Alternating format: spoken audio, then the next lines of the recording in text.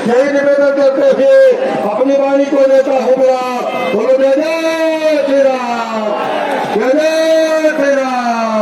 भारत माता के हर हर महादेव।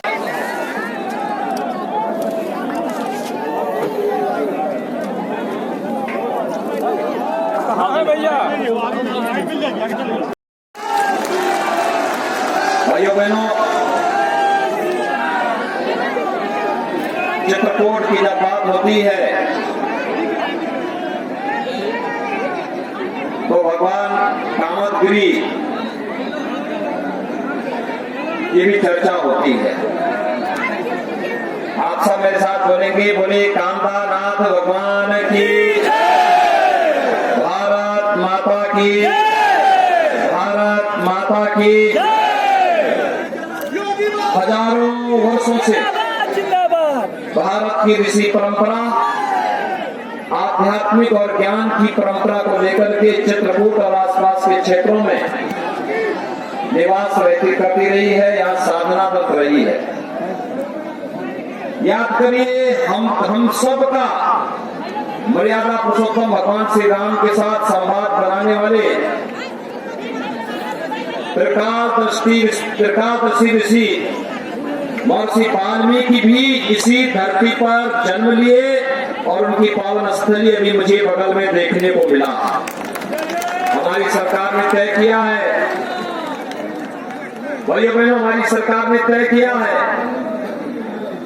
कि लालापुर का विकास इतना करेंगे कि दुनिया के अंदर एक दर्शनीय स्थल बन जाएगा।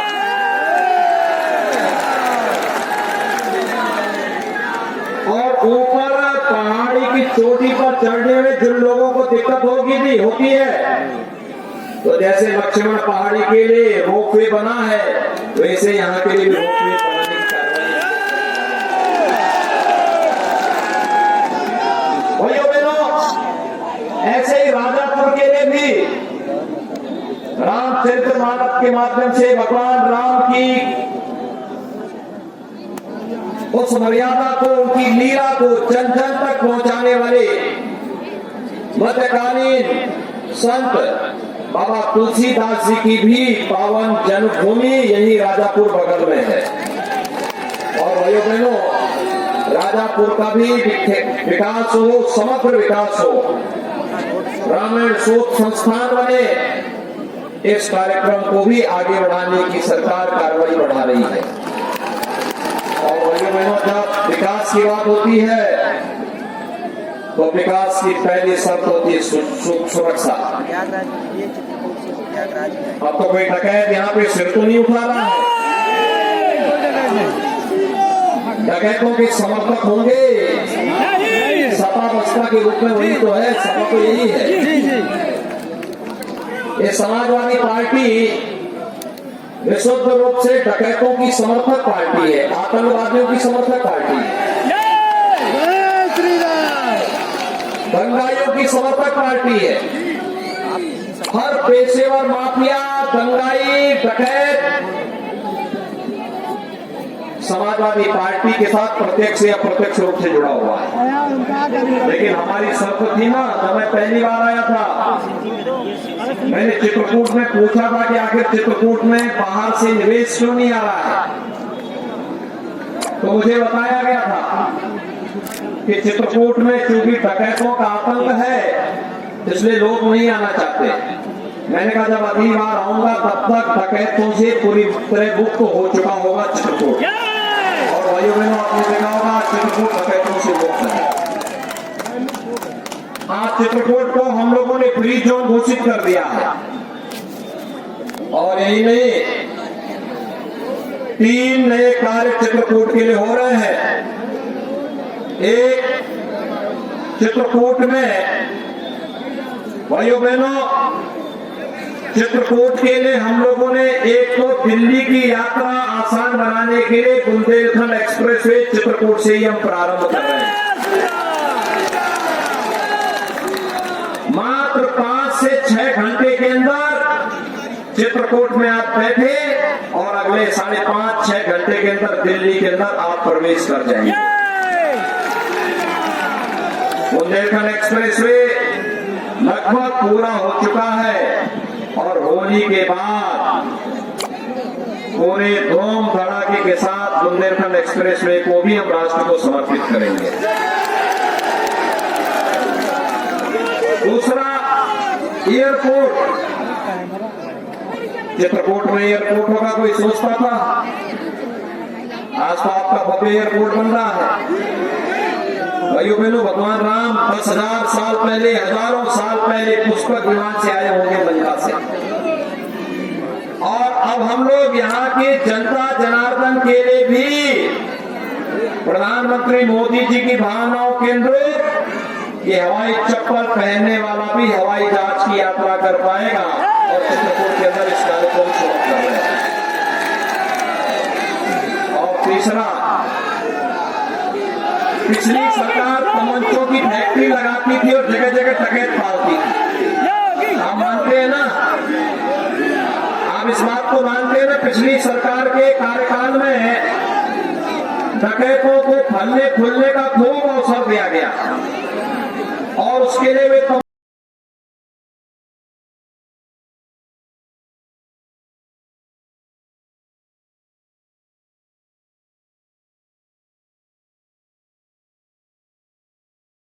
डिफेंस कॉरिडोर और चित्रकूट में भी डिफेंस कॉरिडोर का एक रोड स्थापित कर रहे हैं। याद करिए, जब चित्रकूट के डिफेंस कॉरिडोर से तोप बनेगी और तोप दुश्मन की सीमा में गरजेगी और चित्रकूट का नौजवान उस तोप के अंदर बैठ करके तोप को तानेगा दुश्मन देश के ऊपर।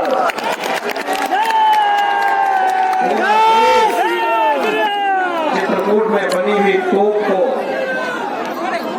सैल्यूट करेगा। बुंदेलखंड में जो समस्याएं थी भाइयों बहनों, एक तो थी पेयजल की, दूसरा थी सिंचाई की। हमने दोनों समस्याओं का समाधान कर दिया कि और पूरी तरह आगे बढ़ चुके हैं।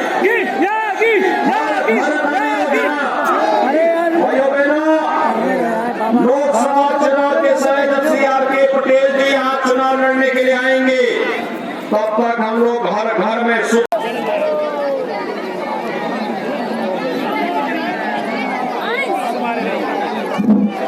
एक आवश्यक सूचना है। इस कार्यक्रम के बाद कर्मी विधानसभा प्रत्याशी मेडिकल कॉलेज बनाने की ओर हम अग्रसर हैं।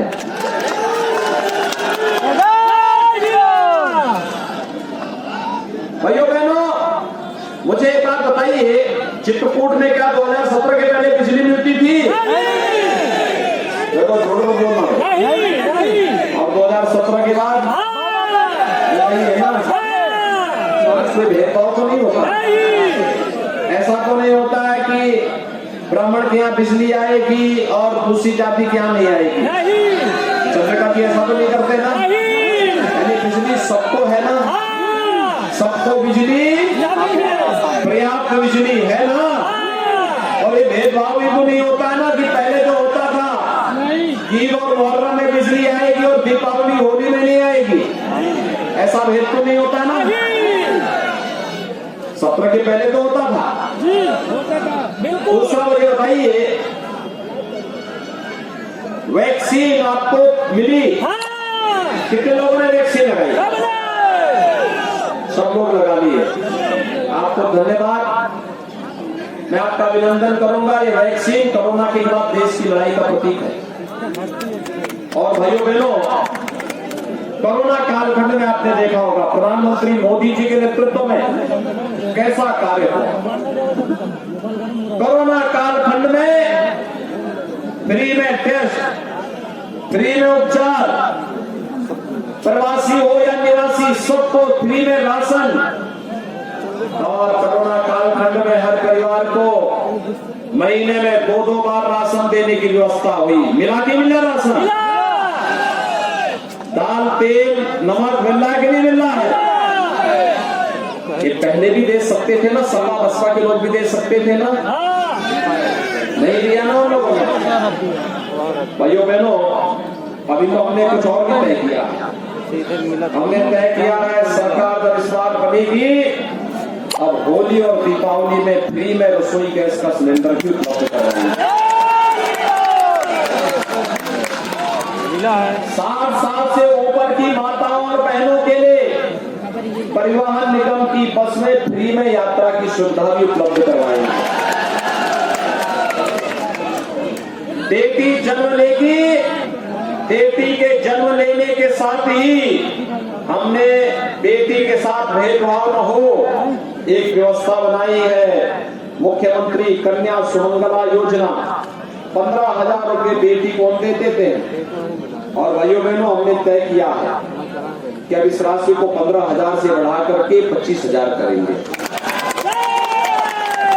पहले गांव की बेटी सबकी बेटी मानी जाती है और इसीलिए हमने कहा कि कोई बेटी दहेज के भाव में शादी से वंचित न रहे, इसके लिए मुख्यमंत्री की ओर से बेटी की शादी के लिए 51,000 रुपए का अनुदान हम लोग देते हैं ना।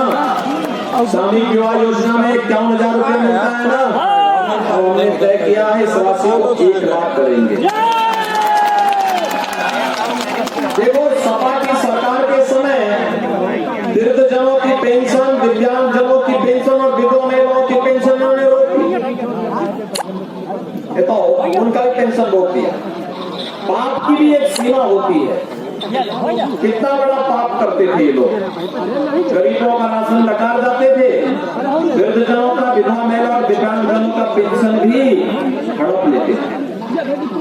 हमने तो इस पेंशन की राशि को बढ़ाया, 1 करोड़ वृद्धजनों को, विधवा महिलाओं को और दिव्यांगजनों को 12,000 रुपए सालाना पेंशन दे रहे हैं और 5 साल के अंदर यह तय किया गया है इस राशि को बढ़ा के 12,000 से बढ़ा के 18,000 करेंगे।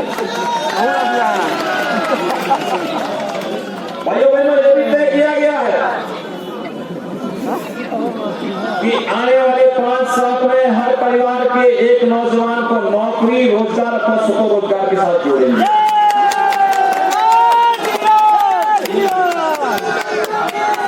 लोग परेशान हैं, सपा के लोग, बसपा के लोग परेशान हैं कि पहले ये अवैध बूचड़ खाना चलाते थे। हमने तय किया है न गौ माता को कटने देंगे और न अन्नदाता किसान की फसल को नष्ट होने देंगे। हर जनपद में पर्याप्त गौशाला और हर गौशाला में सीएनजी भी बनेगा और जो गोबर गैस बनेगा उस गैस को फिर सिलेंडर में पैक करके हर घर तक पहुंचाने का काम करेंगे। बाहर से गैस लेने की आवश्यकता ही नहीं पड़ेगी। भाइयों बहनों, सरकार ने यह भी तय किया है कि 1 करोड़ नौजवानों को वर्तमान में टैबलेट और स्मार्टफोन दे रहे हैं। मिल गए। और भाइयों बहनों 10 मार्च समाजवादी पार्टी ने चुनाव आयोग को कंप्लेंट किया कि युवाओं को देने की आवश्यकता क्या है। मैंने कहा नहीं, इसमें तो केवल सिपाही खानदान का विकास, यानी उनके लिए विकास का मतलब क्या? विकास का मतलब उनका ये होता है कि केवल एक खानदान का विकास हो, बाकी किसी को कुछ न मिले। भाइयों बहनों हमने तय किया है कि 10 मार्च के बाद जब सरकार आएगी तो भाइयों बहनों 2 करोड़ नौजवानों को टैबलेट और स्मार्टफोन मिलेगा और online education, online examination, online competition की तैयारी के लिए जो भी डिजिटल एक्सेस का खर्चा होगा वह भी सरकार वहन करेगी। वहां भी खर्चा किसी नौजवान के ऊपर या अभिभावक के ऊपर नहीं आएगा। लेकिन भाइयों बहनों ये सब करने के लिए एक दमदार सरकार चाहिए। दमदार सरकार तब बनेगी जब चित्रकूट और मानिकपुर दोनों सीटें भारतीय जनता पार्टी जीतेगी। सहमत हैं? सहमत हैं?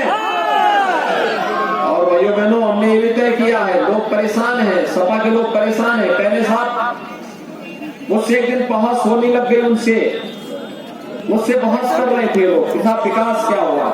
मैंने कभी एक्सप्रेस हाईवे, हर घर नल, ये सभी काम तो वर्तमान में हम लोग करा ही रहे हैं। तो उन्होंने कहा साहब हमने भी विकास कराया। मैंने कहा क्या कराया? कहा साहब हम लोगों ने हर गांव में कब्रिस्तान की बाउंड्री बना दी। उनका विकास कहाँ है? कब्रिस्तान की बाउंड्री में। और हमारा विकास कहाँ है? धामों के विकास में, एक्सप्रेस हाईवे में, हर घर नल योजना में, गांव-गांव की सड़कों के विकास के लिए, चित्रकूट को वैश्विक पहचान दिलाने के लिए, लालापुर और राजपुर को, राजापुर को उसकी पहचान दिलाने के लिए हम लोग कार्य कर रहे हैं। भाइयों बहनों, ये तो सोच होती है विकास की। उन्होंने कहा आपके पास पैसा कहां से इतना आ गया? मैंने कहा पैसा के लिए हमारे पास एक तो साफ नियत है, स्पष्ट सोच है, और बाकी जो कुछ बच जाएगा तो उसके लिए हमारा बुलडोजर पर्याप्त है। बुलडोजर दोनों काम करता है, एक्सप्रेस हाईवे भी बनाता है और माफियाओं को रगड़ते हुए जाता तो पैसा क्या निकलता था। और भाइयों बहनों, यही पैसा एक्सप्रेस हाईवे के लिए, हर घर वाली योजना के लिए और हर गरीब को राशन और मकान देने के लिए खर्च होगा। भाइयों बहनों, ये बुलडोजर चलता रहे, रुकने न पाए, इसके लिए भारतीय जनता पार्टी के और अपना दल के प्रत्याशियों का जीतना आवश्यक है। सहमत हैं? चंद्रिका जी को कमल के चुनाव चिन्ह पर और अविनाश चंद्र द्विवेदी को अपना दल के चुनाव चिन्ह पर चुनाव विजयी बना के भेजेंगे सभी लोग। देखिए, आज शाम को चुनाव प्रचार बंद हो जाएगा, आज शाम को बंद हो जाएगा, कल का दिन है, परसों पहली शर्त क्या है? पहले मतदान